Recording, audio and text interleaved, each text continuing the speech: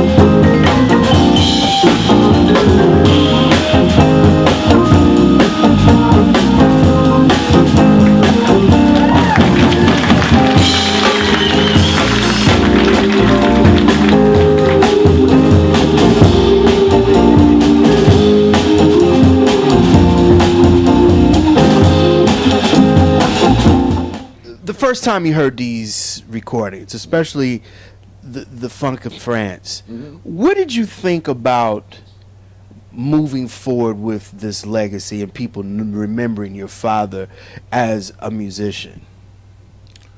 Well, it was so interesting. It was like Bob Porter said, my dad was a bit of a chameleon, and he went through a lot of different phases, musical phases in his career. And again, I remember when those records came out. I'm not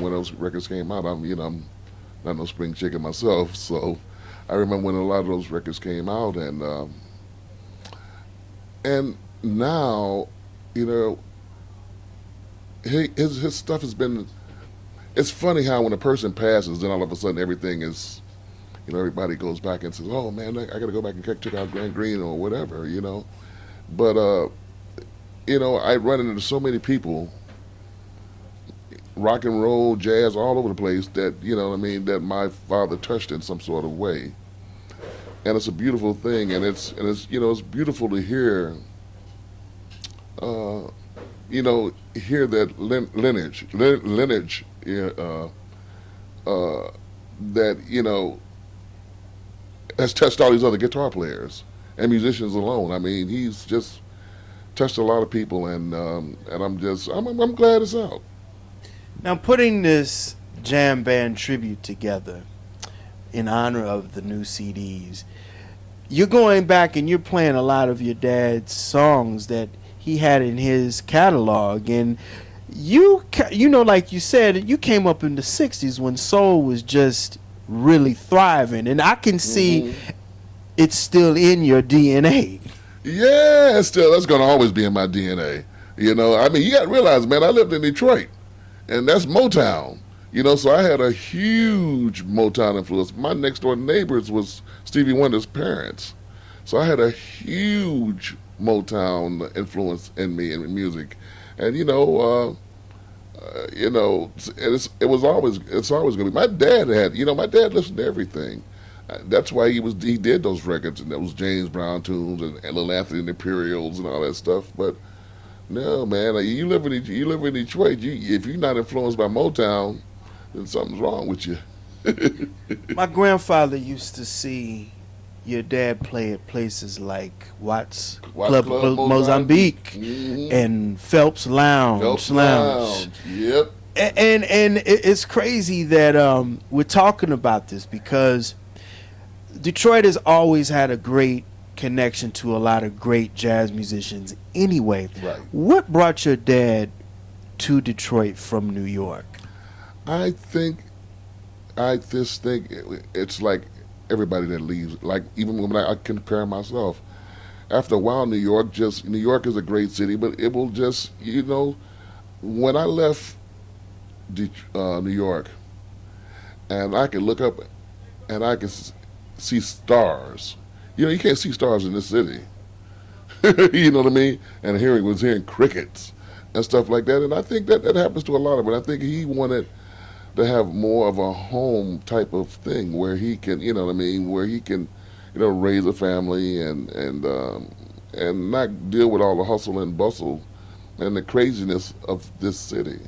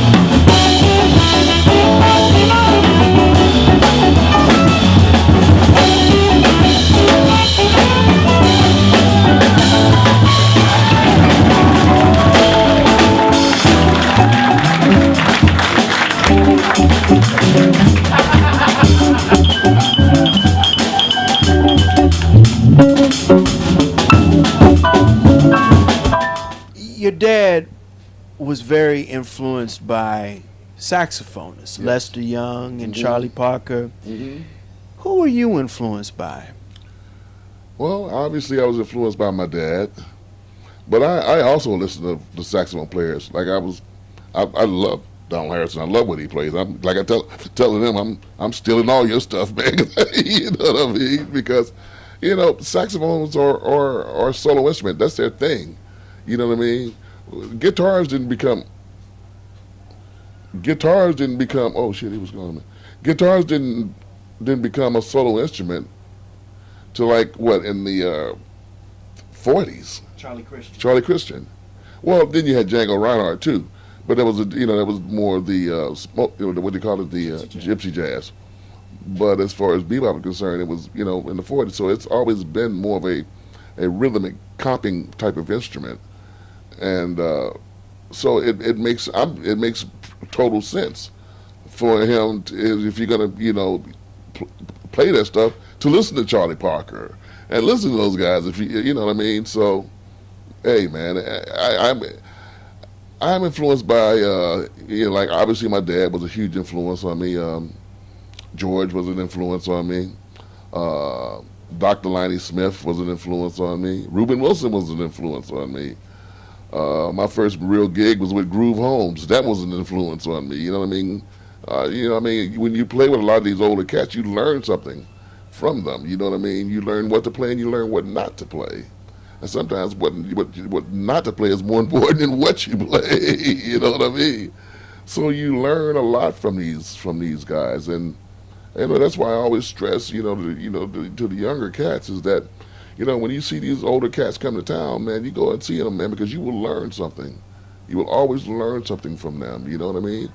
And you never know how long these guys are going to be around. But I was fortunate enough when I got here. I think I first got to New York as a musician in the '70s, and they used to have this club in the Bronx called the Pepper and Salt, or Salt and Pepper. I always get them confused. But everybody used to go there and have these jam sessions, and Lou Donaldson and Stanley Turrentine, Lonnie, they would all be there, and I was just a youngster coming to New York, thinking I know what I'm doing, and you'd be up there and see it's different. It was different back then than it was now. Than it is now, because back then, if you went up there and played, these cats from the old school, they would be like, man, yeah, they don't know what you playing, but get off the stage. You know what I mean? That's how you learned.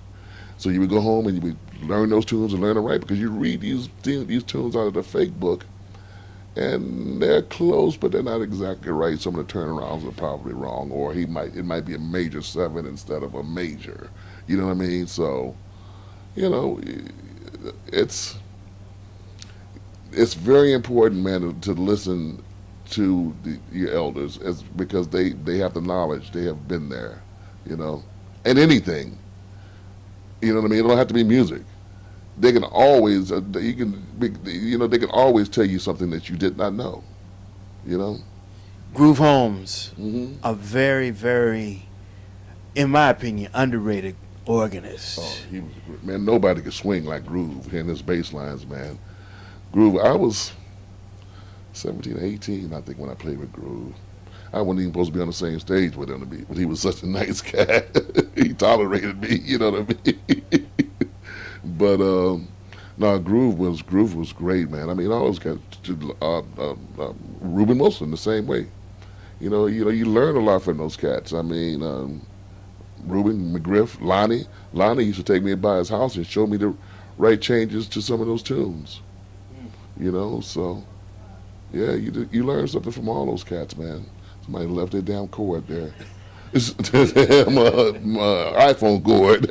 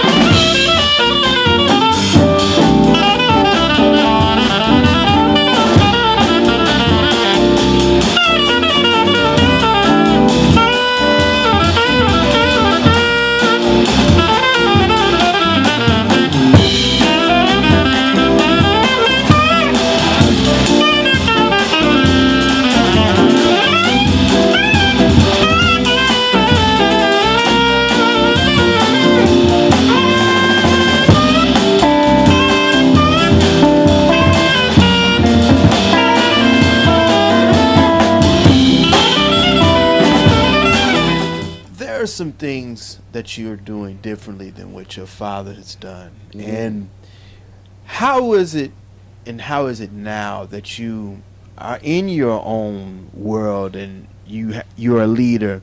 How is it leaving the legacy of your father and you catering and crafting your own craft as a guitarist? Well, every artist, every musician has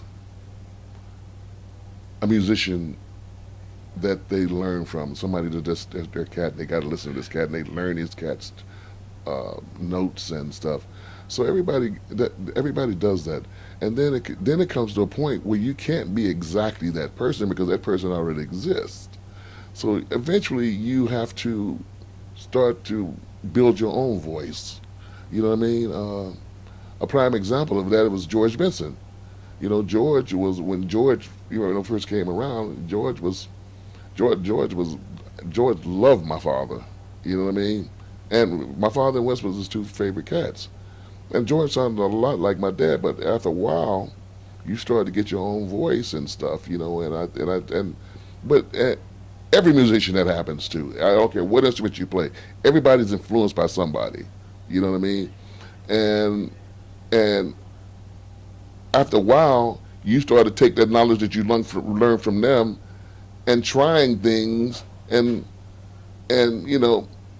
making it your own. You know what I mean? So that's very important. You know, and a lot of cats get caught up because they'll want to sound like the artist, and then everything is about that person, and they never you know what I mean.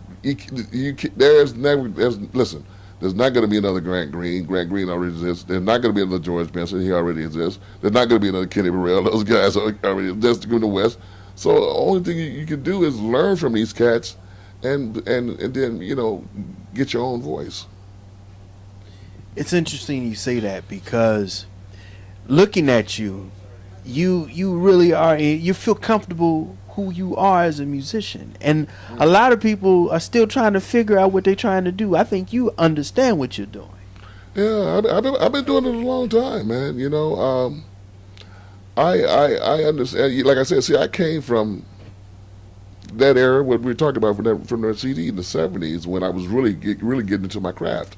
That's the area that's what I learned from, and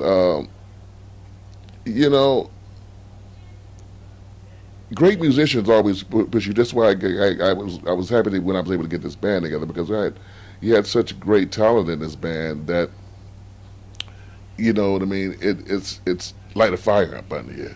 You know what I'm saying, and that's great. Monty, Yeah. Monty, and you got Mark Carey, and then Donald Harrison, and Mike. I mean, everybody complimented each other. But like you said, we were cooking with grease. That's right. That's what you got. That's right. That's what it is, man. Cooking with grease, man. And and then that makes you play better. And the more we play, even better it's gonna be. You know what I mean? This was actually our first week. We're gonna be doing more of this stuff. This was our first week really doing it. I mean, and me and Donald's played together before, and me and Mike, and that was the first time that me and Mark and Monty have played together. So as we go on, you know what I mean, things will get tighter and tighter, and everybody, will start to really gel.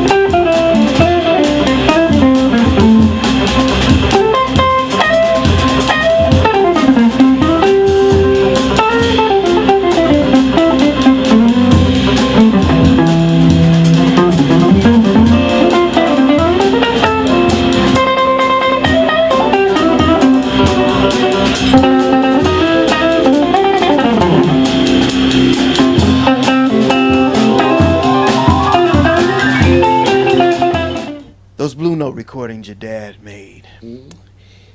It was a pivotal change Mm-hmm. in 1969? 69. What happened to your dad then? And what did you notice happening with him, and also what was happening with the music at the times? Well, he always liked that kind of stuff. He always liked James Brown. He always liked, the Beatles and stuff. He did the Beatles. I Want to Hold Your Hand with what was it? Elvin Jones and Larry Young. Yeah.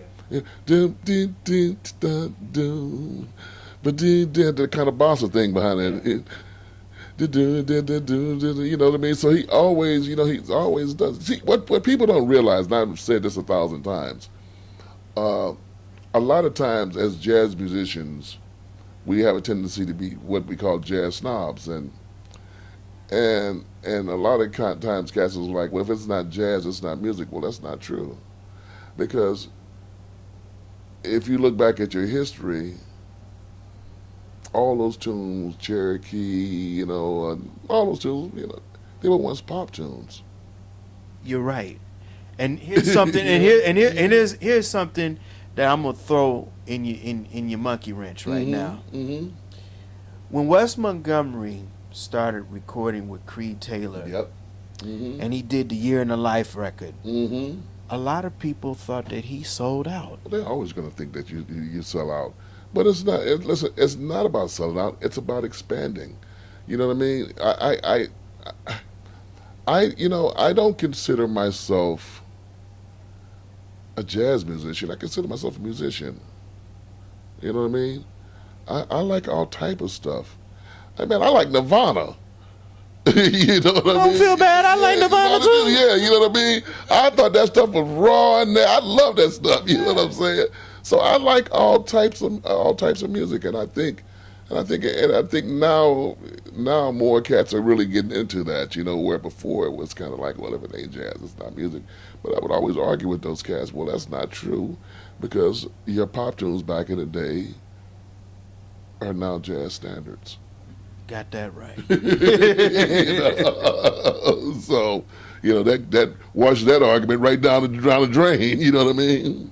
And another thing that you've done, that your father was on that cutting edge, was the soul jazz. Yeah. The late '60s. You had Dr. Lonnie, and actually, I think two of the guys that kind of brought soul jazz to the forefront was the Alligator Boogaloo album with Lou Donaldson. Yeah. And see, back then it was called Boogaloo. yeah. That's what it was called. Yeah. And what it called, it was called Boogaloo.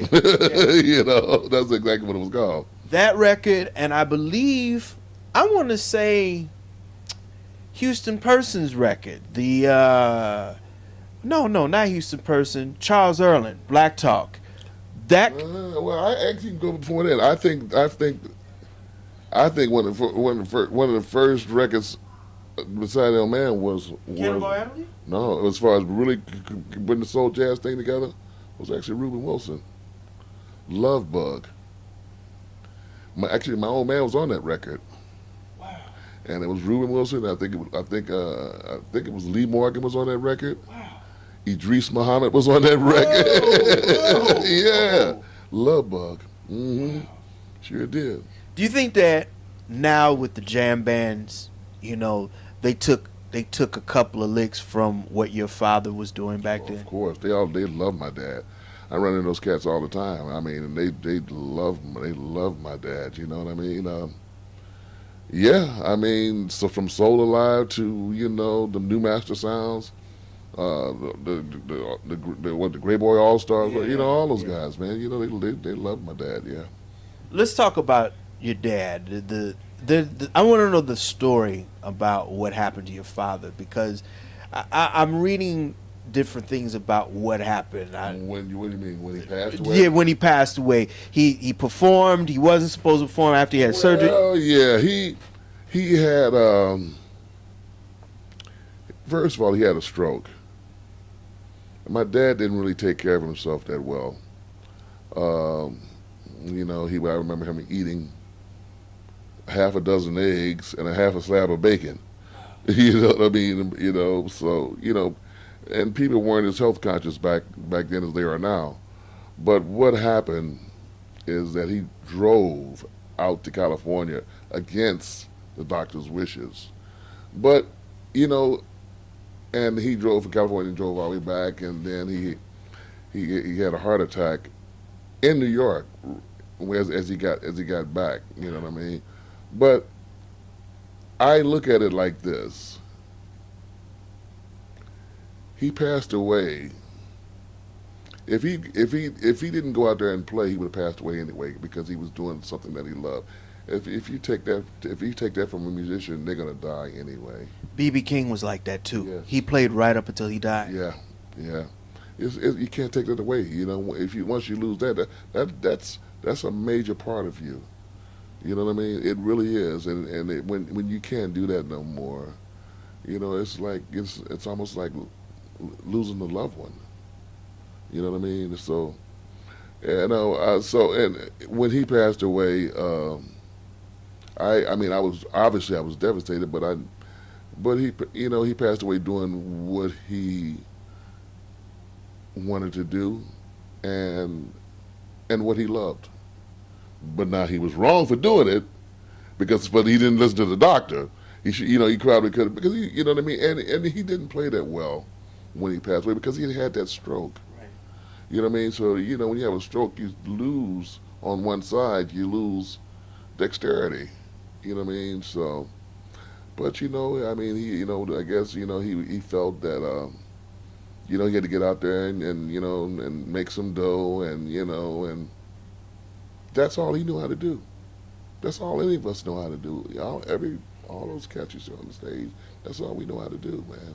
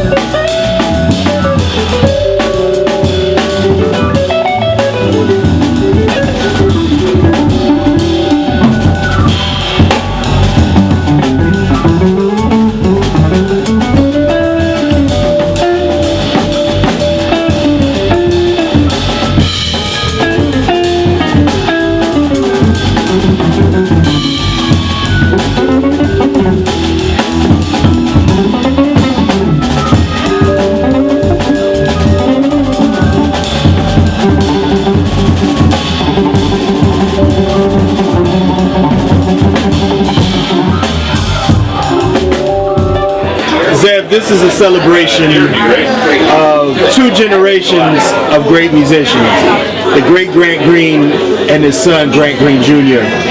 How did you get the masters of this material that is now released on Resonance Records? Well, we've been working first of all with the French government, with INA in France, which controls all the office of the radio and television vaults of all the archival recordings. We've been working with them for the last 4 years. We've had recordings from Larry Young and Wes Montgomery, and in the summer of 2017 we went into the vaults, and I had known about these recordings with a trio recording that existed from 1969 and what we did was we were looking, I knew about these, we found these recordings, and I was looking to see if there was anything else, and we found 2 sets of music from the 1970 Antibes Jazz Festival, and they'd never been issued before. So we paired these 2 recordings together in what is now called Funk in France, which is a 2 CD, 3 LP set, and the 3 LP set sold out for Record Store Day this year, and it's a celebration of Grant Green's music. We also have recordings from 1975 recorded at a club called Oil Can Harry's in Vancouver, Canada.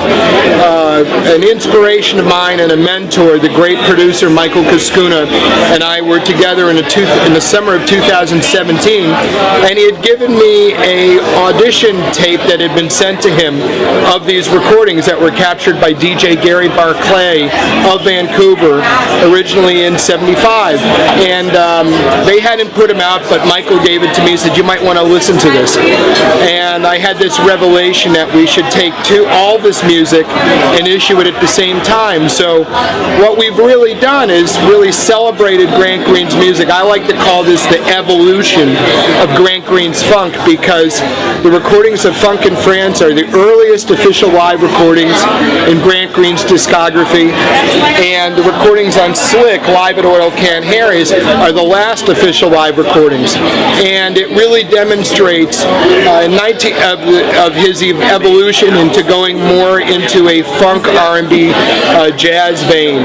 You know, in 1969, Grant recorded an album called Carrying On for Blue Note Records, and this was a very important shift in Grant's music. He literally got on the off-ramp and started going in a different direction in his music. And this really signified the beginning, and these live recordings on Funk in France and Slick tie that all together.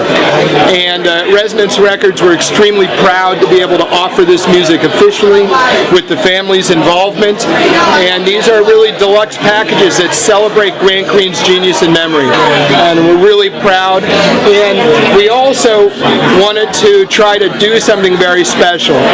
I had actually had a conversation with Bobby Reed of Downbeat Magazine last year, and he said to me, you know, Zev, have you thought about doing a legacy band? And the idea, just like a light bulb, I was like, eureka, that's a great idea. So Grant Green Jr. and myself would work together in putting together both of these releases. I said, Grant, what about doing a tour of you and some other musicians playing some of the music from this era? And it came together, and these 4 nights here at Jazz Standard are the culmination of those efforts, and it's very exciting to be here in New York to put this together, and we're really proud. I wish Grant Sr. could be here. I'd like to think he's looking down and smiling right now, but he was really such an important voice in this music, and he was a chameleon. You know, he played traditional straight-ahead jazz, these wonderful quartets with Sonny Clark. He made one of the greatest organ trio records, if you ask me, into something with great guitarist Grant Green. He played Latin music, he made gospel music, and he made funk music, and he was a chameleon, and someone that was really evolving and growing as far as an artist goes. And I just think he's an inspiration, who is also a survivor. And the guy is just really was a remarkable artist. He was dedicated to his craft, and we're here because of him. So I want to thank the Pace Report for all their love and coming out here to help us celebrate. And thanks for all of your support and everyone. You can go to resonancerecords.org to find out more information about these recordings. Resonance Records is a 501c3 not-for-profit foundation, and it's just remarkable. These are wonderful releases, and even if you don't have a Grant Green record, these are perfect places to start. But pick up the music. I hope you'll enjoy it, and thanks for all your support.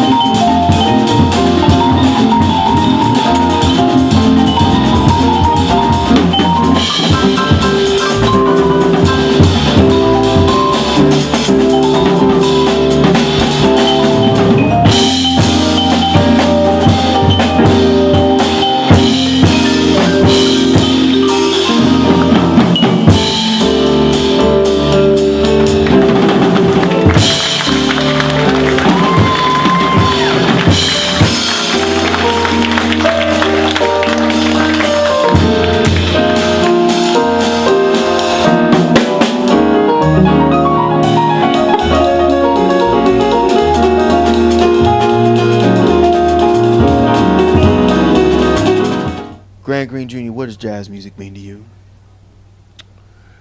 It means a lot, man. It's jazz music to me is about expression. It's about expressing yourself. It's about communicating with that audience. That's the most important part of playing jazz. I guess of playing any type of music, but especially jazz, is that you want to communicate with that audience. You want that audience to be, you and that audience to be as one. You know, because once you do that, because I'm coming right to this last question. Yeah, once you do that, it's gravy, man. It's gravy. I mean, like the audience tonight. You know, we could have. That's why I tell like the young cats, like, you know what I mean. You know, you got the main thing is that you want to do is connect with your audience. When you stop connecting with your audience, it's over. So it's about expression, connecting with your audience, and I get that same. Well, you know, I get energy from that audience. When they're digging it, it pumps me. You know what I mean? They're feeding off me, and I'm feeding off of them. You know what I mean? That's what it is. That'll do it again for this very special edition of the Pace Report, reporting live here at the Jazz Standard here in New York City. I'd like to personally thank the incomparable Grant Green Jr. for breaking bread and sitting down with me and his reflections of his father. Also, I'd like to personally commend and congratulate the staff and management at Resonance Records. I'd like to thank Zach as well as George and Zev Feldman for allowing me to break bread with Mr. Grant Green Jr. here at the Standard. Make sure you guys go out and support Resonance Records at their website, resonancerecords.org, where you can personally order Grant Green, Funk in France, as well as Slick, live recorded at Oil Can Harry's, which was recorded in 1975 in Vancouver. Also, I'd like to personally thank the staff and management here at the Jazz Standard for their warm hospitality. As always, please visit my website, www.thepacereport.com, for my weekly column, as well as my past segments. Until next time, remember, if it's in the groove, it'll make you move. Till next time, peace.